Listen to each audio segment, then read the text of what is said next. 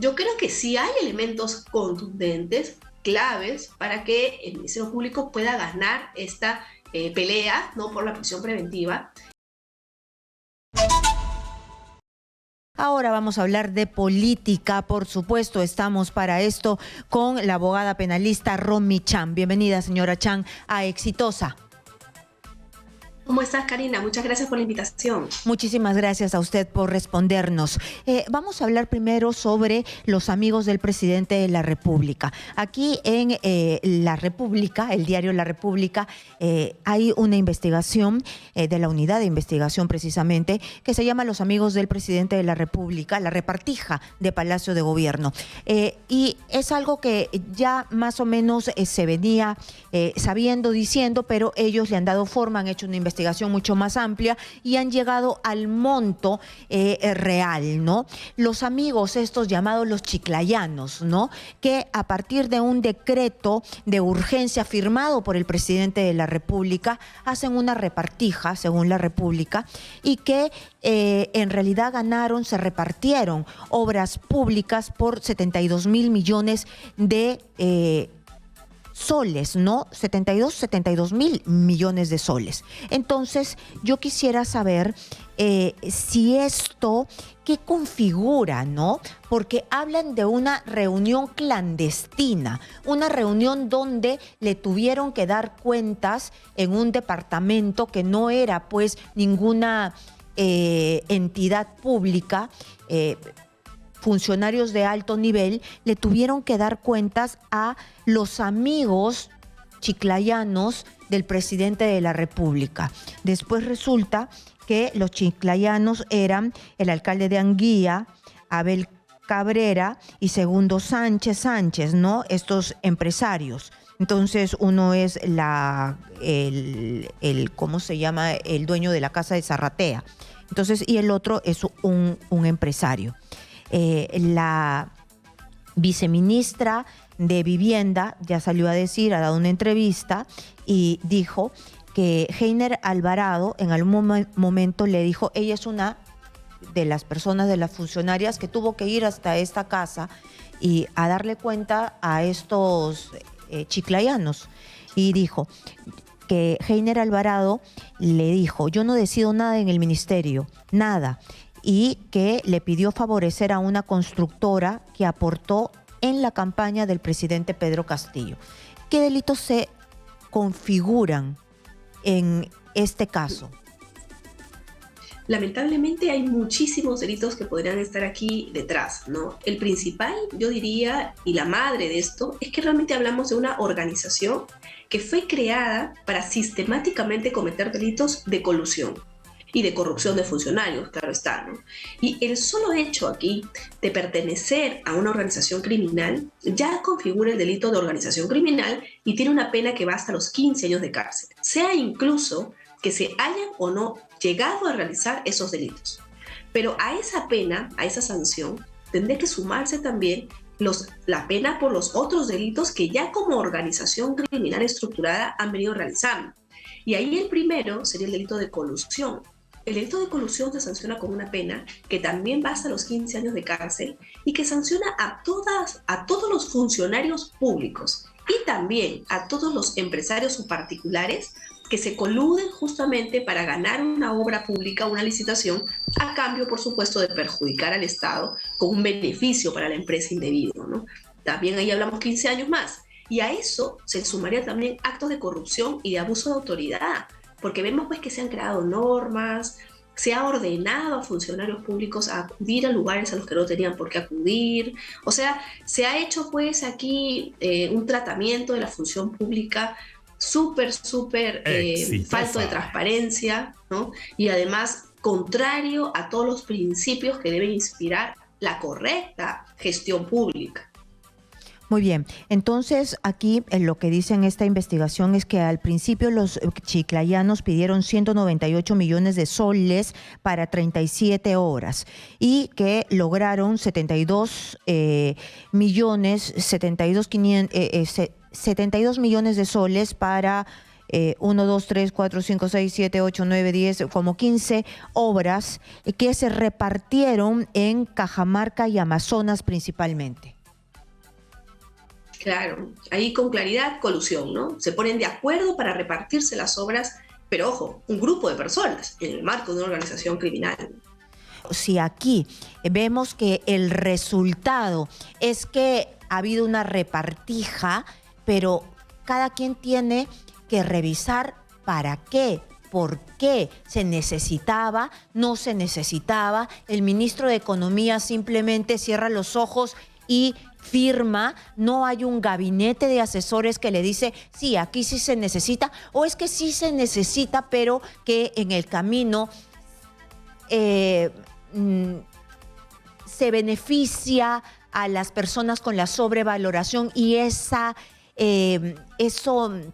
tan fino ya no lo puede ver el ministro, ¿no? Entonces, por eso es que yo le preguntaba a la doctora Chan qué grado de responsabilidad tiene cada uno, ¿no? Doctora. Sí, perdón, la tos y el dinero no se pueden esconder, que creo que es lo que les pasa también a estas personas que están investigadas por lavado y estos actos de corrupción. Así es, el problema aquí es que hablamos de una organización que viene montada a diferentes niveles del Poder Ejecutivo, tanto del Ministerio de Vivienda como también incluso eventualmente de el tema del Ministerio de Economía. Entonces, aquí la creación de un decreto de urgencia responde a una norma especial que es por materia económica y financiera, o por lo menos así debería de ser, que está totalmente, por así decirlo, respaldada por el presidente de la República. O sea, el presidente no puede decir que no conocía, el presidente no puede decir que no sabía qué es lo que estaba emitiendo, que desconocía los alcances de las obras, porque esto va bajo su responsabilidad de alguna manera, en tanto él avala una norma de esta naturaleza. Y eso, por supuesto, respaldado por sus respectivos ministros a los que él también nombre en el cargo. Entonces, hablamos por esa razón de una organización donde habrían actos de corrupción, porque, bueno, la hipótesis de la Fiscalía sería que esta creación de normas no se hizo de casualidad, sino que respondía a un objetivo y al pago de ciertos montos de dinero por el financiamiento de la campaña, pero también por montos de dinero que eventualmente serían dados ya como coima posterior, ¿no? Y por eso también se abren las investigaciones por lavado de dinero, porque vemos que podrían haber sumas grandísimas, como de 90.000, 20.000, 70.000 soles, que vemos también por ahí, que van de un lado a otro, incluso de la familia cercana al presidente, y que no tendrían una justificación legal. Muy bien, pero aquí este decreto de urgencia no solamente lo firma el presidente de la República, sino también un ministro de Economía que no está enmarcado en estas investigaciones. ¿Qué tanto un ministro de Economía puede desconocer hacia dónde van los dineros, no? Es decir, el señor Franque, podría haber sabido o no, no necesariamente él tiene que saber cuánta plata cada sol va a esta obra pequeña de Anguía. ¿O tiene que él no necesariamente hacer quien debe conocer es el ministro de Vivienda, por decirlo, porque él es el que está dando el visto bueno y el ministro de Economía confía en la palabra del ministro de Vivienda? ¿Cómo es más o menos allí la responsabilidad? Así es, o sea, no necesariamente el ministro de Economía tiene que saber a dónde va exactamente cada sol que se destina a las obras, ¿no? Porque, por supuesto, esto ya va a depender de en qué se gaste el dinero, que sería ya a cargo del ministro del sector, en este caso Vivienda, ¿no? Entonces, por eso es que esto igual se tiene que esclarecer e investigar. Pero lo cierto es que en el caso del presidente, esta intención de beneficiar con una medida extraordinaria, como es el decreto de urgencia, en materia económica y financiera a un sector de la población, sí responde a una política que ya viene desde la presidencia y que se canaliza a través del ministro del sector, que sería Vivienda. El ministro de Economía, en este caso, de alguna manera tiene que respaldar esa decisión de darle, pues, por así decirlo, este apoyo económico y financiero a esa población por decisión del presidente. Y en esa medida firma también el decreto y, por supuesto, me imagino que lo debe haber hecho al amparo de algún tipo de justificación que en su momento Vivienda y el presidente de la República le dieron, ¿no? Y eso pues va a tener que ser objeto de investigación, por supuesto, también, ¿no? Pero ya ese hecho, sumado a la coincidencia de este grupo, ¿no?, de amigos del presidente, por así decirlo, que ya se estarían beneficiando con las obras, ya pues da lugar a esta presunción por parte de la Fiscalía, presunción inicial por lo menos, de que aquí sí hemos hablado pues de actos de colusión y de una organización que sistemáticamente buscaba robarle al Estado, ¿no? Que se buena cuenta lo que la Fiscalía plantea. La Fiscalía también ha puesto en un lugar predominante al ministro Heiner Alvarado, además de ser una persona clave en este decreto de urgencia, en también direccionar las obras, en una persona muy allegada al presidente de la República políticamente, porque lo ha pasado del Ministerio de Vivienda a otro ministerio que arde por la presunta corrupción, que es el MTC. Ahora también hay una entrevista a esta arquitecta, ex viceministra de Vivienda y Urbanismo, que es la señora Elizabeth Añaños, que dice que el mismo Heiner Alvarado le confesó que él no ordenaba nada pues en el Ministerio de Vivienda y que le pidió favorecer a una empresa. Entonces, si se sabe todo esto alrededor de Heiner Alvarado, inamovible desde el comienzo en el gabinete, ¿cómo es que todavía no vemos acciones de la Fiscalía contra él? ¿Es una estrategia? Es obviamente, yo me imagino, una estrategia de la Fiscalía, pero en el interín no podría haber una fuga, no podría escaparse, no podrían haber tantas cosas que ya hemos visto en este caso. Sí, yo pienso, quiero creer, ¿no?, que se trata de una estrategia de parte del Ministerio Público, que no significa que hayan dejado de lado a este señor y que no, por ejemplo, se haya pedido un seguimiento policial.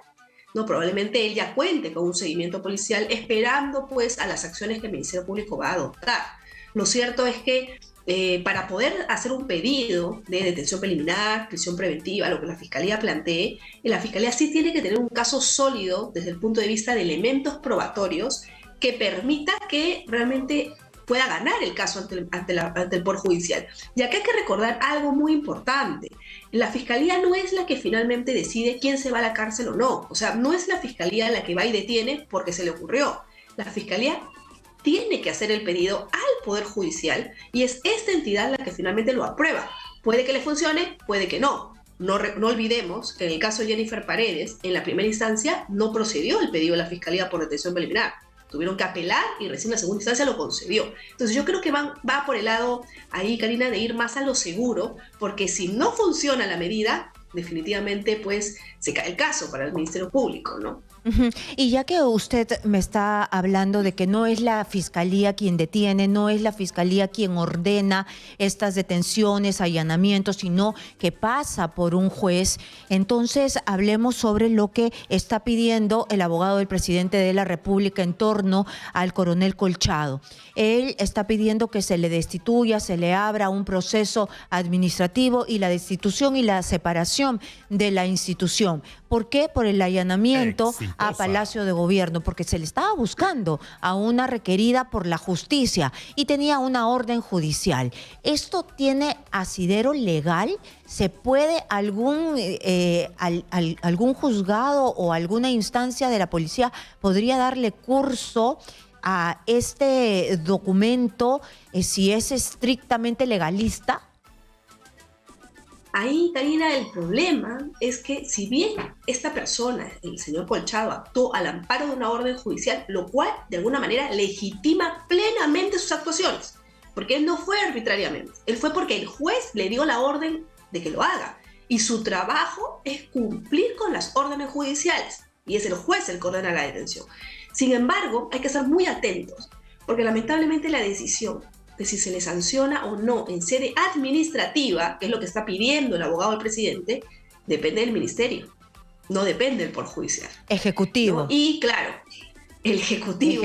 El Ministerio del Interior es el Ejecutivo, depende del presidente de la República. Así del ministro es, ¿no? que Entonces, depende del presidente. El abogado del presidente de la República, de quien depende el Ministerio del Interior, es el que va a tener que resolver si sanciona o no sanciona a este efectivo policial. Yo espero realmente de corazón que las personas que se encarguen de mirar este tema lo hagan respetando los cánones de la institución, respetando la legalidad y respetando además la carrera que muchas personas a nivel policial desempeñan a lo largo de varios años. ¿no? Y no por intereses personales, porque eso no debería ocurrir jamás. No, ahora, siempre, claro, el señor Colchado podría, si es que lo sanciona, ir al Poder Judicial frente a una arbitrariedad, sí, por supuesto que podría hacerlo, ¿no? Pero lamentablemente no podemos controlar la decisión inicial, en tanto eso depende del Ejecutivo, es decir, del Presidente de la República. Muy bien, yo al empezar este programa decía algo que me parecía una contradicción, porque mientras el abogado Pachas presenta esta documentación en sede administrativa para que se le destituya y se le empiece primero un proceso administrativo al coronel Colchado y después se le destituya por este allanamiento, ayer nosotros entrevistábamos a Benji Espinosa, otro de los abogados del presidente de la República, y él decía, a pesar de que entorpecieron esta labor de las fiscalías que luchan contra la corrupción en el poder porque los tuvieron parados ahí hora y 15 minutos, él nos decía, pero si ellos lograron ingresar, la primera dama los ha hecho pasear por todos los rincones de la residencia, no han tenido ningún problema. Entonces, si no tuvieron ningún problema, ningún contratiempo, ¿de qué se están quejando? Si lo hicieron pasear al coronel Colchado por todos lados, dice que levantó hasta las mesitas, y ¿de qué se quejan entonces ahora? Sí, pues, definitivamente es un tanto contradictorio lo que afirma uno y otro abogado del presidente, ¿no? Parece que no hubiera mucha coordinación en las defensas, ¿no? Pero bueno, lo cierto es que para hablar de un acto arbitrario hay que indicar, para empezar, cuál fue el acto. Y aquí, el solo hecho de ingresar, bajo ningún concepto, constituye un acto arbitrario.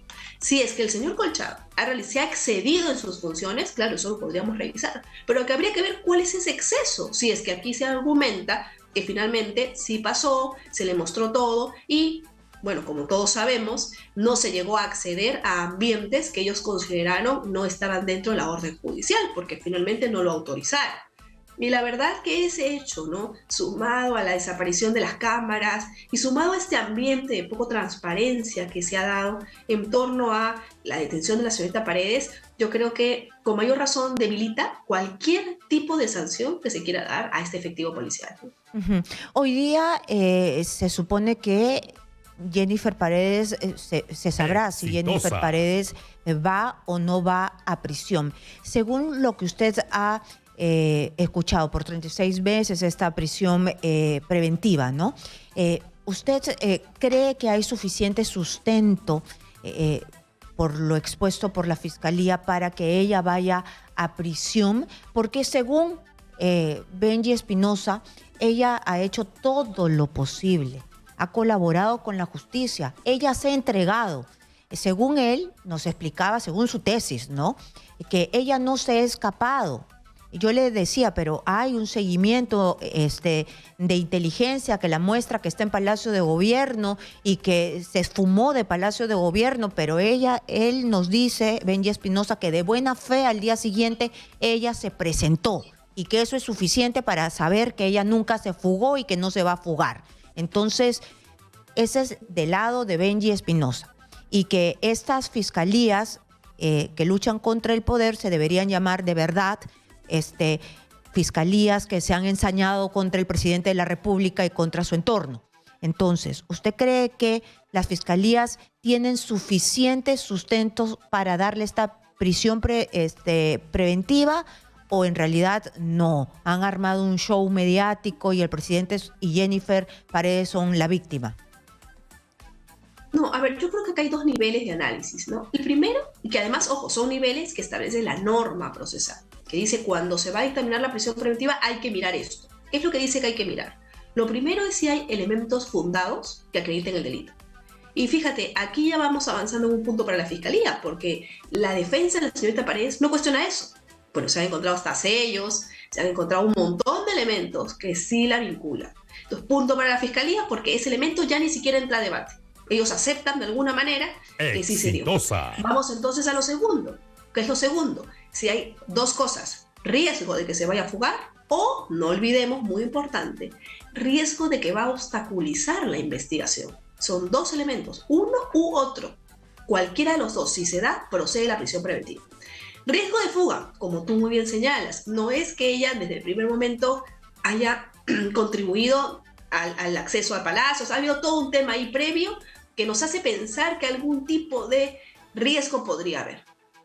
Lo segundo, si bien ella se ha entregado, lo cierto es que hay todo un trabajo de seguimiento policial que ya venía generando una ola de entrega por parte de varias personas que ya incluso parece habían sido localizadas y que por supuesto iban a ser difícil que ella pudiera mantenerse en clandestinidad mucho tiempo, ¿no?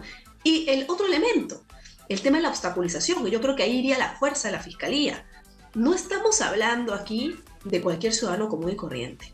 Estamos hablando de la cuñada que, entre comillas, es llamada por el señor Castillo su hija, hija del presidente de la República, del más alto cargo a nivel del Ejecutivo. No olvidemos que una de las argumentaciones en el caso de Keiko Fujimori para darle la prisión preventiva es que ella podía obstaculizar la investigación porque era candidata a la presidencia de la República y lideresa de un partido que tenía una alta conformación en el Congreso. Bueno, acá hablamos de la hija, entre comillas, del presidente de la República ya electo, ¿no? Que además está siendo también de alguna manera investigado por delitos de obstaculización de la investigación y obstrucción de la justicia.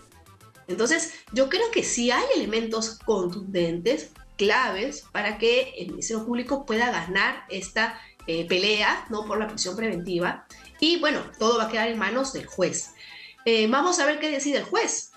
Cierto es que el juez de primera instancia, en la primera oportunidad, no concedió la detención preliminar. ¡Exitosa! Si mantiene un criterio muy estricto, podría decir, no, yo considero que no va a la prisión preventiva.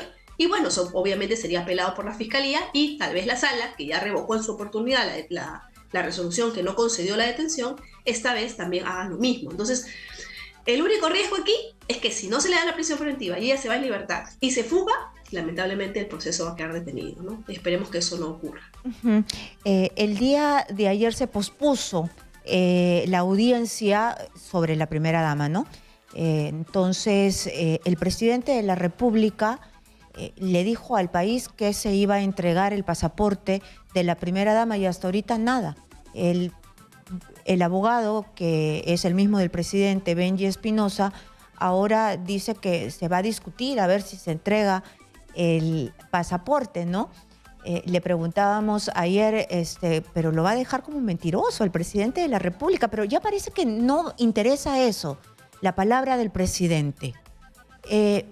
¿Cuál sería ahí la estrategia detrás de eso? ¿Cuál es la estrategia en desdecir al presidente de la República?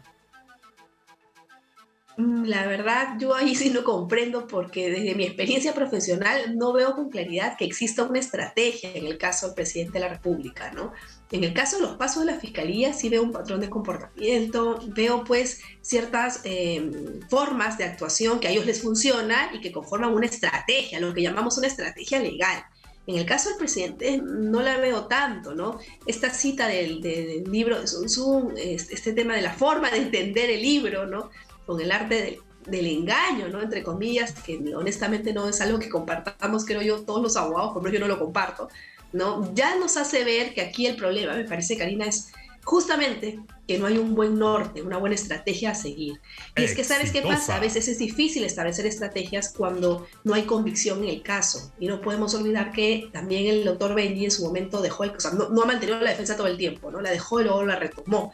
Tal vez estos idas y venidas hacen pues que no se aprecie esta estrategia y que finalmente se termine contradiciendo al presidente, lo cual no lo deja muy bien parado, ¿no?, como máximo representante del ministerio, bueno, del Poder Ejecutivo. Claro, el arte del engaño. Sí, pues ayer pasó del arte del engaño al arte del suspenso, porque no me quería decir si es que en realidad entregaba el pasaporte, no entregaba el pasaporte, pero yo le preguntaba, ¿no? Pero va a dejar mal al presidente de la República, ¿no? Porque él lo había dicho ante todo el país y bueno, la palabra se cumple, pero acá de verdad que ya no sabemos, ya no hay norte, pareciera, ¿no? Bueno, muchísimas gracias por darnos su opinión, por aclararnos estos temas, para saber y ubicarnos en qué terreno estamos parados a nivel legal, a nivel de la defensa, entender un poco, porque escuchamos al abogado del presidente de la República y también hay que escuchar a otros abogados para comprender mejor las cosas. Romichan, abogada penalista.